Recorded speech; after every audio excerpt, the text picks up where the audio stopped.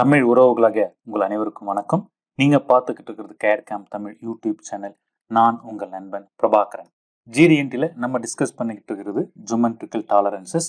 இந்த ஜியோமெட்ரிக்கல் டாலரன்சஸ்ல நம்ம இந்த வீடியோல பார்க்க போறது என்னன்னு பார்த்தீங்கன்னா காம்போசிட் ஃபீச்சர் கண்ட்ரோல் ஃப்ரேம். ஜென்ரலா மொத்தம் ரெண்டு விதமான ஃபீச்சர் கண்ட்ரோல் ஃப்ரேம் இருக்குன்றது தெரியும். ஒன்று வந்து மல்டிபிள் ஃபீச்சர் கண்ட்ரோல் ஃப்ரேம், அதில் ரெண்டு லேயர் ரெண்டு விதமான ஃபீச்சர் ஜியோமெட்ரிக்கல் டாலரன்சஸ் சிம்பிள் இருக்கும் அப்படின்னு இருக்கும் தெரியும். அடுத்தது வந்து காம்போசிட் ஃபீச்சர் கண்ட்ரோல் ஃப்ரேம் அப்படின்றது நம்ம போன வீடியோவில் டிஸ்கஸ் பண்ணியிருந்தோம். ஓகேங்களா, அதனுடைய தொடர்ச்சி தான் நம்ம இப்போ இந்த வீடியோல பார்க்க போறோம். காம்போசிட் ஃபீச்சர் கண்ட்ரோல் ஃப்ரேமை பத்தி நம்ம டிஸ்கஸ் பண்ணிட்டு இருக்கிறது எல்லாமே it is based on the ASME Y14.5 section 10.5ல கிளியரா எல்லா டெஃபினேஷனும் கொடுத்துருக்காங்க. அதை பேஸ் பண்ணி தான் நம்ம இப்போ போன வீடியோ இதுக்கப்புறம் டிஸ்கஸ் பண்ண போறது எல்லாமே இருக்க போகுது. ஓகேங்களா, இப்போ இந்த காம்போசிட் ஃபீச்சர் கண்ட்ரோல் ஃப்ரேம்ல ரெண்டு ஃப்ரேம் இருக்கு, அப்பர் ஃப்ரேம் லோவர் ஃப்ரேம் சொல்லிட்டு. ஓகேங்களா, இந்த அப்பர் ஃப்ரேம் லோவர் ஃப்ரேம் இருக்கிறதுக்கான காரணம் என்ன அப்படின்னு பார்த்தீங்கன்னா, இந்த அப்பர் ஃப்ரேம் வந்து பார்த்தீங்கன்னா இது வந்து லூசர் டாலரன்ஸா இருக்கும். அதை ரீஃபைன் பண்றதுக்கு, அதை கண்ட்ரோல் பண்றதுக்கு கீழே இருக்கிறது வந்து டைட்டர் டாலரன்ஸா இருக்கும். இதை டீட்டெயிலாக டிஸ்கிரைப் பண்றதுக்கு ஒரு சின்ன எக்ஸாம்பிள் எடுத்துக்கிறேன். இப்போ ஒரு நேம் பிளேட் அல்லது நம்பர் பிளேட் எடுத்துக்கோங்க. இந்த நம்பர் பிளேட்டை 4 ஹோல்ஸ் போடணும். இந்த 4 holes from the edge, short எட்ஜ்ல இருந்து எவ்வளவு தூரம், லாங் எட்ஜ்ல இருந்து எவ்வளவு தூரம் அப்படின்றது வந்து லூசர் டாலரன்ஸா இருக்கும். ஆனா த டிஸ்டன்ஸ் பிட்வீன் தி அல்லது the gap between the hole வந்து பார்த்தீங்கன்னா டைட்டர் டாலரன்ஸா இருக்கும். The relative position of the hole is important.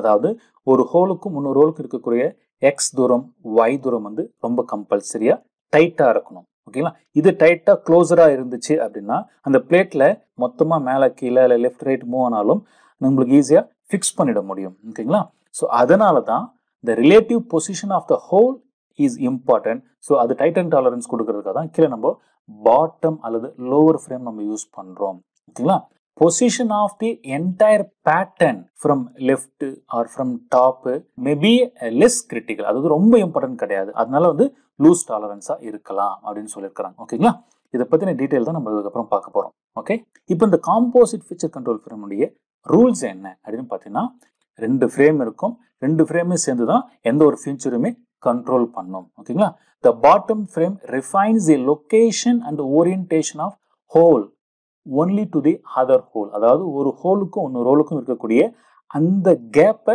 Refine பண்றதுதான் இந்த பாட்டம் ஃபீச்சர் கண்ட்ரோல் ஃப்ரேமுடைய வேலை. ஓகேங்களா, if datums are called in the bottom frame refine only the orientation of the specified datum. அதாவது பார்த்தீங்கன்னா இந்த பாட்டம் ஃப்ரேம்ல இங்க ரெண்டு டேட்டம் இருக்கு, ஏபின்னு இருக்கு. இந்த ஏபி கொடுக்கறதுக்கான ரீசன் என்னன்னா it only controls the orientation of the whole.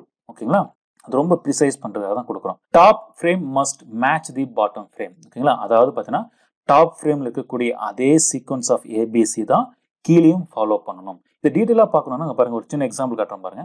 இப்போ பார்த்தீங்கன்னா இது எல்லாமே sample of the composite feature control frame. Lower ஃப்ரேம்ல 3 டேட்டம் ரிப்பீட் ஆயிருக்கலாம், அல்லது 2 டேட்டம் ரிப்பீட் ஆயிருக்கலாம், அல்லது ஒரு டேட்டம் ரிப்பீட் ஆயிருக்கலாம், அல்லது லோவர் ஃப்ரேம்ல எந்த ஒரு டேட்டமும் இல்லாமலும் இருக்கலாம்.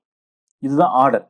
இதை வந்து இப்படி கொடுக்கக்கூடாது, அதாவது ஆர்டர் சிபிஏ அப்படி கொடுக்கக்கூடாது, அல்லது பிஏன்னு கொடுக்கக்கூடாது, அல்லது ஒரே ஒரு டேட்டம் தான் கொடுக்க போறோம் அப்படின்னா ஏதாவது ஒரு டேட்டம் எடுத்துக்கூடாது. லோவர் ஃப்ரேம்ல first datum should repeat the same first datum from the upper frame, second datum same second datum of the upper frame இருந்தால் எடுக்கணும். இதுதான் ஆர்டர். ஓகேங்களா, ஸோ இது வந்து தவறு, இது வந்து கரெக்ட், இப்படிதான் இருக்கணும். ரைட், இந்த அப்பர் ஃப்ரேம் சொல்றோம் பார்த்தீங்கன்னா, அதாவது பிளட்ஸ், இது எப்படின்னு பார்த்தீங்கன்னா ஒரு சிங்கிள் ஃப்ரேம் இருந்தால் என்ன இருக்குமோ, என்ன மீனிங் இருக்குமோ அதே தான் இங்க இருக்கக்கூடிய அப்பர் ஃப்ரேமும் மீன் பண்ணுதுன்றதை போன வீடியோல நான் சொல்லியிருக்கேன் நான் உங்களுக்கு. ஓகேங்களா, அதை பார்க்க தவறிய நண்பர்கள் போன வீடியோவை பார்த்துட்டு வந்தீங்கன்னா இதோட கண்டினியூஷன் உங்களுக்கு ரொம்ப யூஸ்ஃபுல்லா இருக்கும். ஓகேங்களா, அதே மாதிரி இப்போ லோவர் ஃப்ரேம்க்கு வரும். லோவர் ஃப்ரேம் பார்த்தீங்கன்னா இட் இஸ் எ ரிஃபைன்மெண்ட். அதாவது அப்பர் ஃப்ரேமை ரொம்ப கண்ட்ரோல் பண்றதுக்கு ப்ரிசைஸா நம்ம யூஸ் பண்றதுக்காக தான் இந்த லோவர் ஃப்ரேம் யூஸ் பண்றோம். இந்த ரிஃபைன்மெண்ட் அப்படின்றது எதை பேஸ் பண்ணிருக்கு பார்த்தீங்கன்னா ரெண்டு விஷயத்தை பேஸ் பண்ணிருக்கு. ஒன்று வந்து tolerance zone value, another one வந்து பார்த்தீங்கன்னா how many datums we are using at the bottom. இதை இன்னும் கொஞ்சம் டீட்டெயிலாக சொல்றேன் பாருங்க.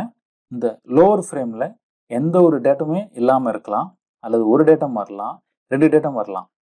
இப்படிதான் ஜென்ரலா இருக்கணும். இது ஒவ்வொன்றுத்துக்கும் ஒவ்வொரு விதமான மீனிங்ஸ் இருக்கு. ஓகேங்களா, இன்க்ரீஸ் ஆக அதனுடைய கண்ட்ரோல் டைட்னஸ் இன்க்ரீஸ் ஆகுதுன்னு அர்த்தம். ஓகேங்களா, இது மாதிரி 3 டேட்டமும் ரிப்பீட் ஆகலாமான்னு பார்த்தீங்கன்னா ரிப்பீட் ஆகுறதுனால இந்த லோவர் ஃப்ரேமுடைய பர்பஸே இல்லாம போயிடும். ஓகேங்களா? இது ஏன் 3 டேட்டமும் ரிப்பீட் ஆகக்கூடாது, அப்படி ரிப்பீட் ஆனா என்ன ஆகுன்றது இந்த வீடியோ எண்டில் நான் உங்களுக்கு சொல்றேன் நான். ஓகேங்களா? ஸோ இது மாதிரி வரக்கூடாது. ரைட்? இது வந்து refinement by the datum plane. Next refinement by the tolerance zone அப்படின்றது என்னன்றதை பார்க்கலாம். ஓகேங்களா?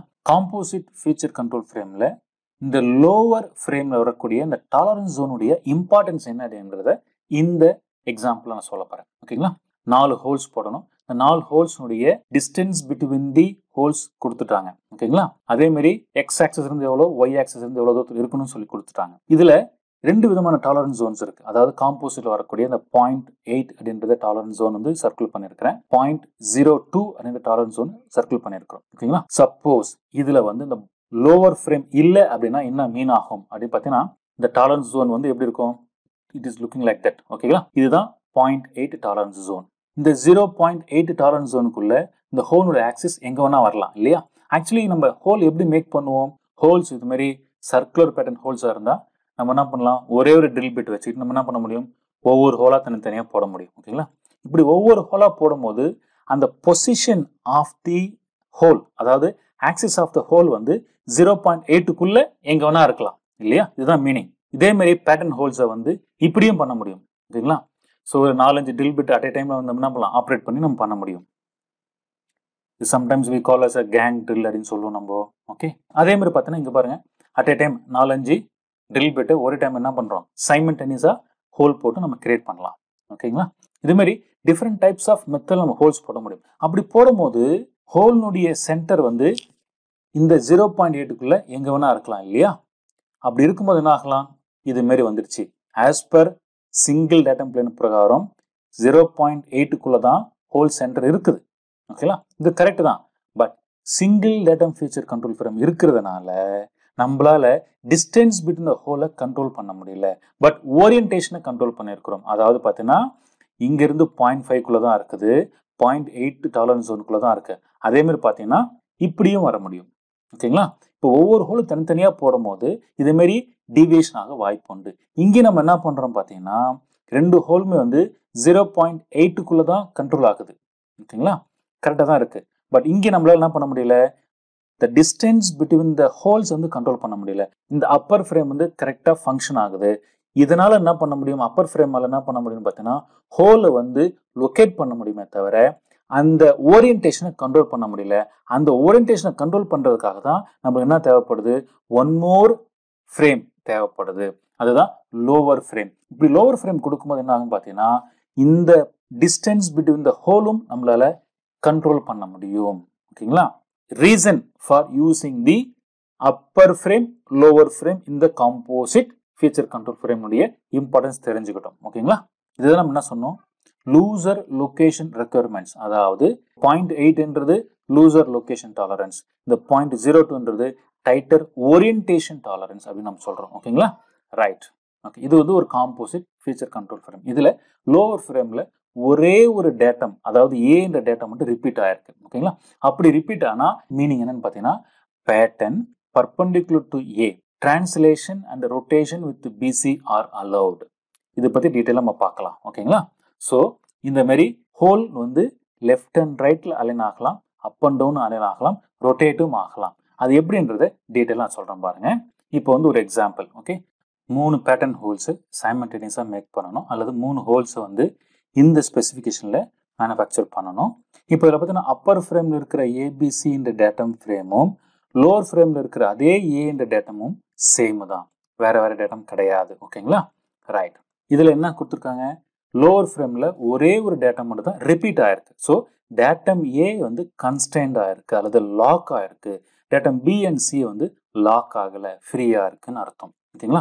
இது எப்படி நம்ம அண்டர்ஸ்டாண்ட் பண்ணிக்கிறது அப்படின்னு பார்த்தீங்கன்னா அப்பர் ஃப்ரேம்லையும் லோவர் ஃப்ரேம்ல இருக்கக்கூடிய டாலரன்ஸ் ஜோன் வந்து இங்கே ரவுண்ட் பண்ணி காட்டியிருக்கிறேன். இப்போ இதில் என்ன கொடுத்துருக்காங்க? லோவர் ஃப்ரேம்ல ஏ என்ற டேட்டா மட்டும் தான் இருக்கு. அந்த ஏ என்ற டேட்டா மட்டும் தான் கன்ஸ்டன்ட் ஆயிருக்கு. தட் மீன்ஸ் என்ன அர்த்தம்னா any hole or any feature must be perpendicular to the datum A. அதாவது இந்த டேட்டம் ஏன்றது பாட்டம் சர்ஃபேஸ். பாட்டம் சர்ஃபேஸ்ல இருந்து ஹோல் வந்து பர்பெண்டிகுலரா, தட் மீன்ஸ் 90 டிகிரி இருக்கணும்ன்றதான் அர்த்தம். இது மாதிரி இருக்கணும். ஓகேங்களா? இப்படி இருக்கும்போது இந்த ஹோல் கரெக்டா எக்ஸாக்டா இருக்குன்னு கூட அவசியம் கிடையாது இல்லையா, இது மாதிரி அட்ஜஸ்ட் ஆகலாம். இதுவும் பர்பெண்டிகுலர் தான். ஓகேங்களா, according to the condition surface ஏல இருந்து ஹோல் பர்பெண்டிகுலரா தான் இருக்கு.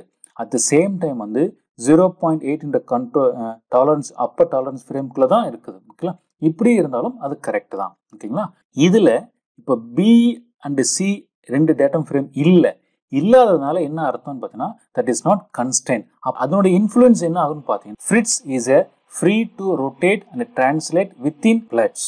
அதாவது பாட்டம் ஃப்ரேம் வந்து அப்பர் ஃப்ரேமுக்குள்ள ஃப்ரீயா ரொட்டேட்டும் ஆகலாம், டிரான்ஸ்லேட்டும் ஆகலாம். எப்போ ஒரே ஒரு டேட்டம் ஃப்ரேம் மட்டும் ரிப்பீட் ஆயிருந்துச்சு அப்படின்னா அர்த்தம். ஓகேங்களா, டேட்டம் பின்றது த லாங் எட்ஜ். இந்த லாங் எட்ஜுக்கு பேரலா சென்டர் ஆஃப் த ஹோல் வந்து பேரலா மூவ் ஆகலாம், அட் த சேம் டைம் ரொட்டேட்டும் ஆகலாம் அப்படிங்கறத அர்த்தம். இப்ப பேரலல் மூவ்மெண்ட் என்ன இருக்கலாம், up and down, left and right இப்படி மூவ் ஆகலாம். இதே மாதிரி about the datum plane B பொறுத்தும் ரொட்டேட் ஆகலாம். ரொட்டேட் ஆகும்போது பாருங்க இந்த 4 ஹோல்ஸுமே சேர்ந்து தான் ரொட்டேட் ஆகுது வித்தின் அப்பர் டாலரன்ஸ் ஜோனுக்குள்ள.